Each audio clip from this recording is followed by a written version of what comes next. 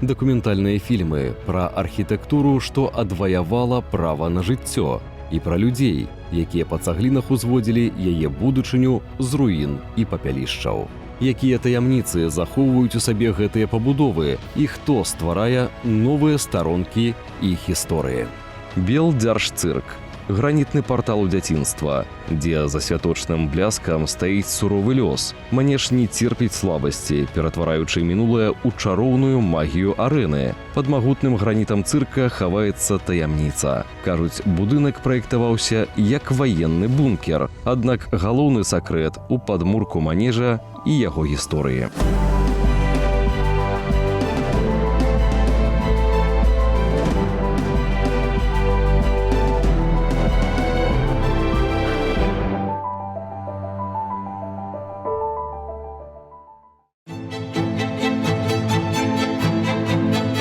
Для Анастасіі Тумановай шлях на працу ляжыць праз бронзавыя постаці. Там, дзе прахожы бачыць толькі прыгажосць, былая гімнастка адчувае кожную рызыку і напружанне цаглін. Яна – нашчадак цыркавой дынастыі ў трэцім калене. Родители мои работали в цирке. То есть вся моя жизнь прошла, можно сказать, при цирке. То есть родители всегда были творческие люди. Ну и вот получается, что пока я была маленькая, я всюду передвигалась с ними. Ездила по разным городам, меняла школы. Но потом уже, когда вот серьезно началось, я тоже занялась спортом, художественной гимнастикой. И после, как говорится, школы я поступила в цирковое училище. Закончив его, я еще несколько лет проработала в различных московских цирках. И вот с 97-го года, прошлого века, я уже в нашем цирке, как сказать, на постоянной работе.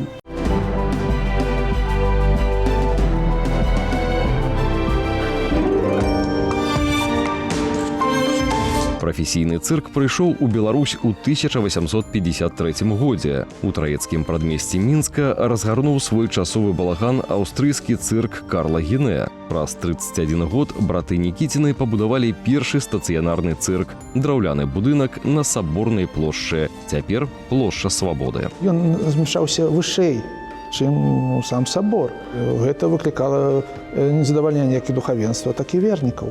Асабліва, калі там былі розныя прадстаўленні, музычнае ўсё, так гул, шум ішоў каля церквы, дзе месца заспакаення. Такое было непрымальна. Людзі ідуць Богу маліцца, а тут шум і гам. Будынак мінскага цырка некаторы час размяшчаўся на Траецкай гары, Камароўскіх палях і нарэшце ў 1930 годзе уладкаваўся ў губернатарскім садзе, сёння парк Горкага. Гэта быў велізарны васьмігранны драўляны будынак, які ўмяшчаў каля 1200 гледачоў. У адрозненне ад звычайных шапіто, гэты цырк быў стацыянарным і меў выдатную акустыку. Дата этого документа –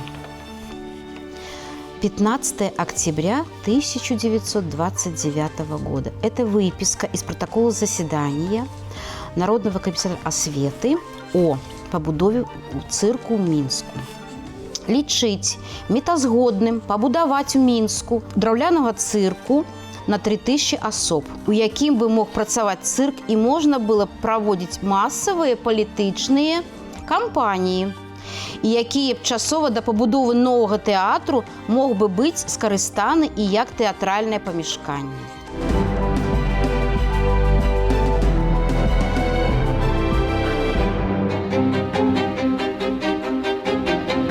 22 чэрвеня 1941 года мінскі цырк жыў прадчуваннем нядзельнай казкі, але замест апладысментаў горад пачуў выбухі. Варожая бомба трапіла ў цырк, і велічны драўляны купал успыхнуў гіганцкай паходняй. У пекле першых дзён вайны артысты здзейснілі ціхі подзвіг. Яны ратавалі жывёл з цырка як членаў сям'і. У эвакуацыйных эшалонах не хапала месцаў, таму марскіх львоў і цюленяў выпусцілі ў Свіслач, каб даць ім шанец на жыццё. Яны ўпіраліся, не хацелі. Некаторыя з жыхароў, сучаснікаў, казалі, што падобна, што гэтых марскіх коцікаў бачылі пасля вайны адразу, нават у Дняпры. На тот момент конный аттракцион у нас гастролировал, Алибек Кантемирова, Ирина Сидоркина. А сами артисты, вот Борис Ефимович Кабищер был директором, он замечательный был руководитель. Он собрал весь коллектив, не растерял, и вот мы попали в Омск. Уже 7 ноября труппа давала там первый свой спектакль для уходящих на фронт. Артысты змянілі цыркавыя касцюмы на ваенную форму, а тыя, хто застаўся ў трупе, працавалі на мяжы магчымасцей. Форму катастрафічна не хапала, і дрэсіроўшчыкі аддавалі падапечным уласныя пайкі. Каб выжыць у эвакуацыі, майстры арэны станавіліся аратамі, а цыркавыя коні цягнулі плугі. Некаторыя з чацвераногіх герояў разам з артыстамі прайшлі праз агонь Сталінграда і пратапталі шлях да самога Берліна.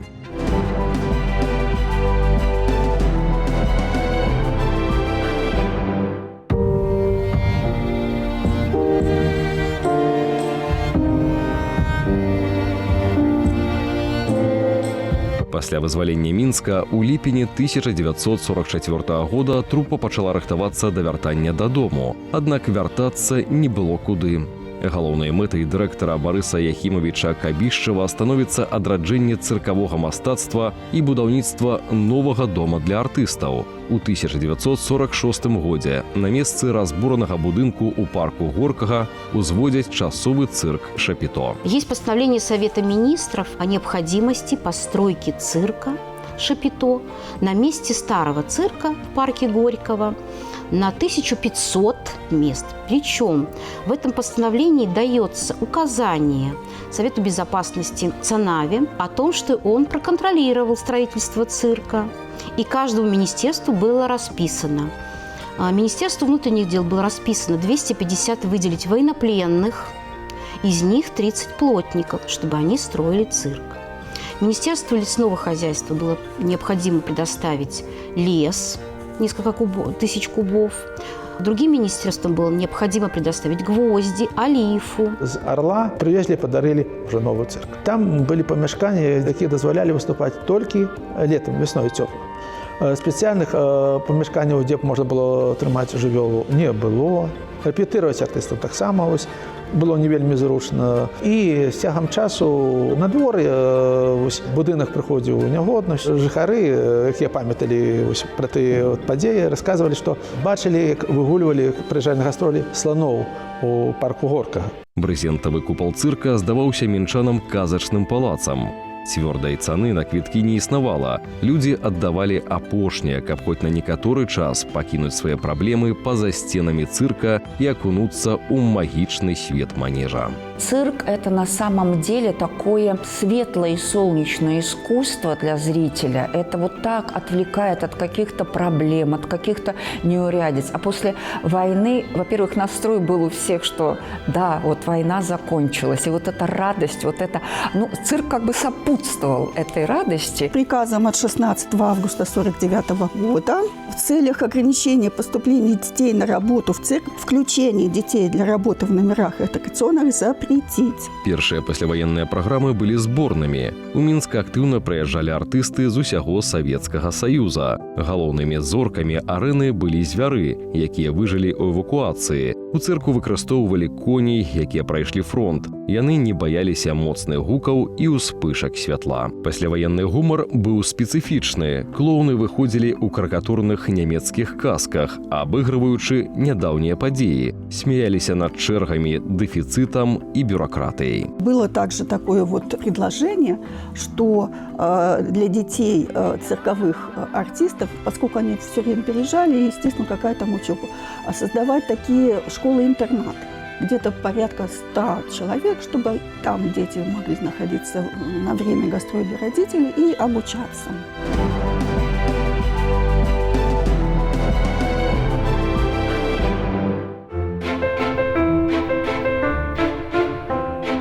Зімой 1959 года Мінск сустрэў свой новы цырк з залпамі салюту і неверагодным відовішчам. Акрабат выконваў сальта-мартале пад купалам, балансуючы без страхоўкі паміж жыццём і смерцю. Гэта быў фінал 4-гадовай будоўлі ў знак глыбокай удзячнасці беларускаму народу за яго гераічны подзвіг і самаадданасць у гады вайны. Я вот даже помню себя маленькой, там вот быть воздушным гимнастом, это надо еще заслужить. Там даже не пускали людей. Пока ты не проработаешь какое-то определенное время в цирке, пока ты не заработаешь какой-то вес. Без страховки, ну, тогда это надо было, ну, грубо говоря, воевать с инспектором манежа, да, вот кто за технику безопасности, инженер отвечает, что ты достоин выступать без страховки, что ты можешь. Вот. И это тоже считанные, ну, то есть были вот люди. Величный проект архітэктара Уладзіміра Жукова плошчай 7600 квадратных метраў стаў сапраўдным маніфестам сталінскага ампіру, праслаўляючы трыумф народа-пераможцы. Гэты шэдэўр неакласіцызму першапачаткова павінен быў з'явіцца на ўскраіне, у раёне сучаснай станцыі метро Магілёўская, але дзякуючы намаганням творчай эліты заняў пачэснае месца ў самым сэрцы сталіцы. Кабішеву дапамагла Ларыса Пампеевна Александровская. Яна некалькі разоў хадзіла да кіраўніка тады камуністычнай партыі Беларусі Патолічава на прыём. І ўрэшце рэшт станоўчае рашэнне было прынята. У 1952 годзе была прынята спецыяльная пастанова Савета міністраў СССР. Паводле гэтай пастановы у 10 гарадах Савецкага Саюза, там, дзе не было прынята рашэнне пабудаваць цагляныя каменныя будынкі, ўжо стацыянарныя, іх называюць зімовыя будынкі для цирка. Отчет о работе цирка за 1964 год, в котором директор цирка, Минского госцирка, сообщает о том, что результатом работы за 1964 год было план, количество представлений 301, фактически 300 сделано. Количество зрителей 418 планировалось, было 437. Сумма сбора за выступление планировалась 433, но выполнено было 500 рублей.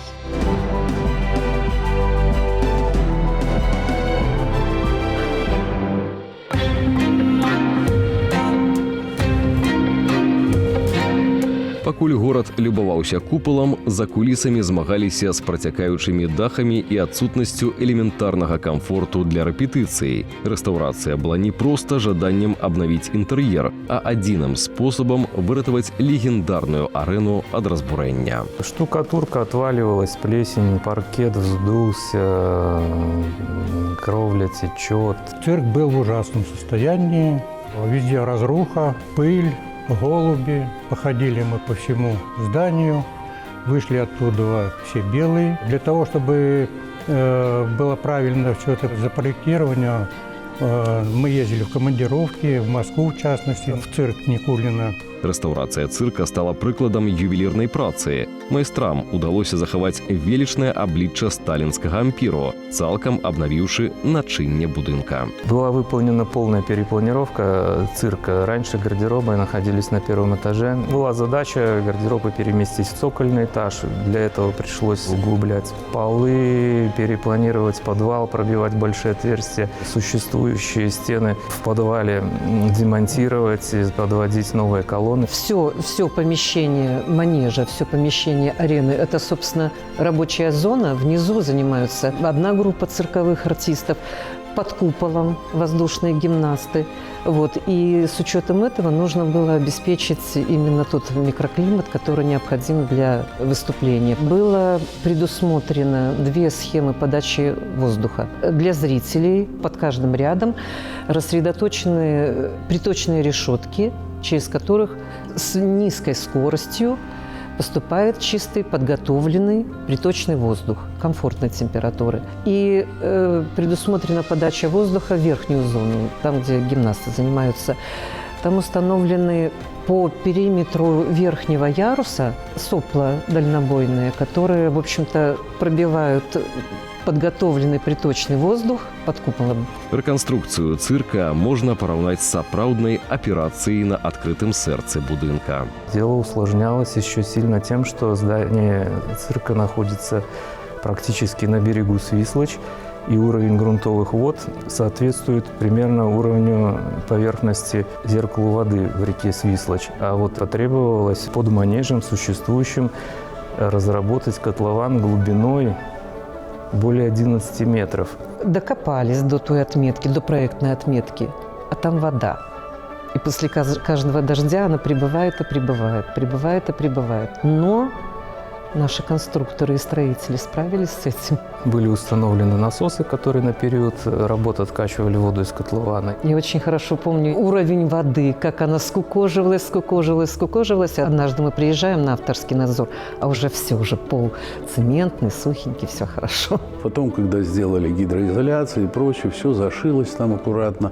Ну, вода, если она появляется, то появляется только, значит, в самом низу и немного поднимается на стены. Когда доходит до определенного датчика, насосы включаются и начинают откачивать. Аднак сапраўдныя цуды былі схаваныя ад вока гледача. Галоўная фішка абноўленай арэны – 4 манежы, якія могуць змяняць адзін аднаго непасрэдна падчас шоу. Первая – это обычный манеж. Вторая – это паркет для танцев, возможно. Третья – световая арена. Четвертая – искусственный лед. И пятая – это бассейн для водных представлений. Также в рамках механизации было предусмотрен рельганг, который эффектно оживлял оркестр. То есть там выдвигалась сама площадка, на которой находился оркестр, подстраивались лестницы, которые находились по обеим сторонам от оркестра. Вокруг самого манежа выдвигались бортики, которые позволяли различным животным, в зависимости от назначения, создавать определенные препятствия, которые они потом пробегали. Решили от бассейна, который был наверху. Бассейн это был для того, чтобы в случае пожара его можно было днище там распахнуть, там специальные такие шлюзы были, и залить, так сказать, весь манеж водой. Но сейчас как бы с другим путем пошли. То есть бронзбоидов увеличили количество, потом сделали лазерные установочки, которые как бы ловят дымовые всякие штуки. Рэканструкцыя ператварыла прастору пад купалам у дасканалы механізм. Найскладанейшая сістэма электронных лябёдак і тросаў стала нябачным гарантам бяспекі. Тут няма дробязяў. Нават на закрытых рэпетыцыях артысты працуюць з поўнай страхоўкай. Купал вышынёй 25 метраў дазваляе паветраным гімнастам працаваць на любой вышыні, а спецыяльныя тэхналагічныя люкі ствараюць магічны эффект знікнення артыста ў небе. Мы полностью меняли потолок, и когда выполняли вот эти вот конструкции, проектировщики определили конфигурацию тех поверхностей, которые там находились, для того, чтобы звук этот имел хорошую акустику. Оркестр располагался, где сейчас находится центральная вип-ложа. Там же и звукооператор сидел вместе с оркестром. Ну и, соответственно, когда сидишь в вип-ложе и смотришь, что происходит на манеже, то практически оркестр заглушал все. Сейчас, после реконструкции, оркестр переехал на противоположную сторону, там, где выходят артисты на манеж. Это форганг. Плюс вся звуковая аппаратура, соответственно, была поменено. Это было раз в 10 мощнее, чем было ранее. И по качеству звука тут вообще не сравнимо. Анастасія Туманова. Былая паветраная гімнастка, а цяпер адміністратар цырка. Таму яе гісторыі напоўнены не проста фактамі, а асабістым вопытам і любоўю да прафесіі. Такі падыход ператварае звычайную прагулку па будынку ў сапраўдную споведь артыста, дзе кожная дэталь за кулісамі ажывае праз яе ўспаміны. Зараз мінскі цырк – цэлы горад. Ад сучасных вальераў і стайняў са спецыяльным ліфтам для буйных жывёл да асобных рэпетыцыйных манежаў. Фойе для зрителей, там в стендах есть мой костюм, один из моих костюмов. Ну, конечно, когда проходишь мимо, там какие-то вот такие воспоминания именно про эту программу. Ну, она красиво «Мастер масок» называлась там. Как я вот на это реагирую, это просто, знаете, как перевернутая страничка, ну, вот твоей истории. То есть оно вот когда-то было, вот оно прошло. Очень спокойно и приятно вспомнить об этом. Святло ў беларускім дзяржаўным цырку высокатэхналагічнае сэрца арэны. Менавіта яно задае рытм прадстаўленню. Перед нами стояла задача установить светильники там, где они не стояли. То есть такая тоже была сложность, потому что много лепнины было, и ее нужно было как-то пройти электросетями. Мы добавили много постановочного освещения. Над него даже было запроектировано отдельно водное устройство, то есть, которое запитывалось ТП. Много было, так скажем, добавлено освещения по эскизам дизайнеров, подсветка ступеней, динамика по залу. И еще одновременно там под эти люстры уже делали лепнину наверху на потолке. И в некоторых местах еще даже сделана мозаика. То есть то же самое на потолке. То есть раньше этого не было. То есть довольно-таки красиво и художественно оформлено.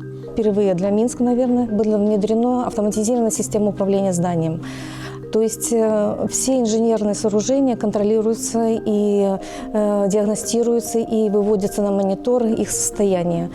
Точно так же освещение, то есть все управляется, все динамически, так скажем, подключено к контроллерам, которые всем вот этим управляют. И управляют они из диспетчерской. По сравнению со старым цирком, да, здесь разработано отдельное эвакуационное освещение, то есть которая не эксплуатируется, а включается только при аварийной ситуации. Абноўлены цырк атрымаў сучасны другі корпус, развітую закулісную інфраструктуру, прызначаную для рэпетыцый і дэталёвай падрыхтоўкі нумароў. Манеж добавился, сменные манежи, платформа огромная, под землей механизм, то есть лифты для поднятия животных. Лифт как лифт, но там есть свои такие нюансы. Там есть обязательно уключено, называется, где животное должно быть зафиксировано, чтобы оно там в лифте не металось, если что. Он едет медленно. И самое интересное, что дрессировщик, какие бы отношения ни были с животными, с любым животным, не имеет права в лифте с ним ехать. То есть он нажимает, поднимается артист, я имею в виду животное, а дрессировщик идет, там его встречает. В новом цирке появились много служб, которые обслуживали артистов. То есть прачечная появилась, швейная мастерская, обувная мастерская, мастерская по изготовлению бутафорских изделий, механическая мастерская. Появились помещения для животных.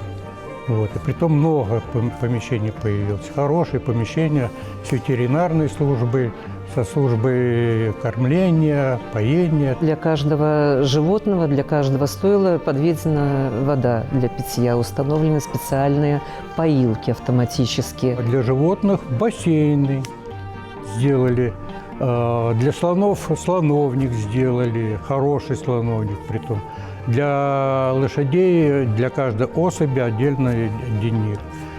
Потом для птиц сделали клетки специальные. Если посмотреть на фасад, то, пожалуй, наверное, даже не видно, где, значит, мы выполнили новые штукатурки, а где, значит, прошла реставрация. Многие штукатурки здесь остались старые. То есть мы здесь, опять-таки, подобрали, значит, специальные технологии для промывки старых, значит, штукатурок, восстановления, значит. Где-то, значит, какие-то части с фасадов делали уже заново. Так были подобраны эти штукатурки, что на сегодняшний день почти не видно где. А, собственно, со временем уже, пожалуй, оно уже как-то сравнялось по цвету. Пристройка, значит, которая была сделана, полностью сделана уже из новых составов.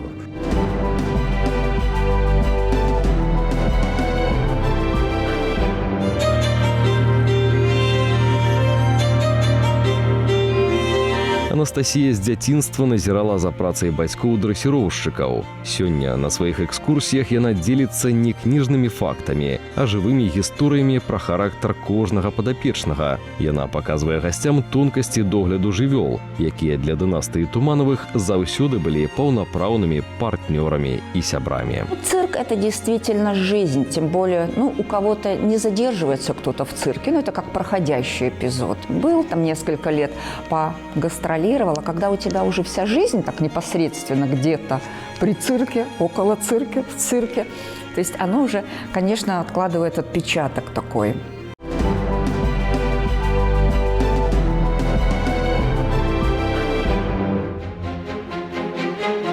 Цирк месца, над якім час не мае ўлады. Яго купал, некалі пашыты з кавалкаў брызента, сёння зяе як напамін. Свята заўсёды вяртаецца да тых, хто яго чакае. У гэтых сценах сустракаюцца строгасць помніка мужнасці і святло дзіцячага смеху, як сімвал таго, што жыццё заўсёды перамагае разбурэнне.